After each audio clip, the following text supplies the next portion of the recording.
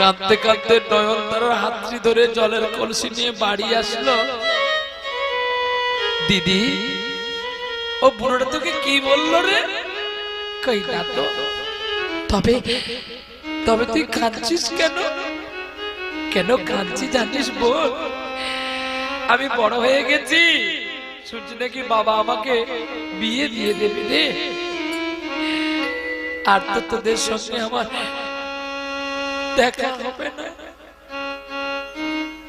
জানিস, তোদের কাছ থেকে আমি অনেকটা দূরে চলে যাব রে। প্রাণরমণ হৃদিভূষণ হৃদয় রত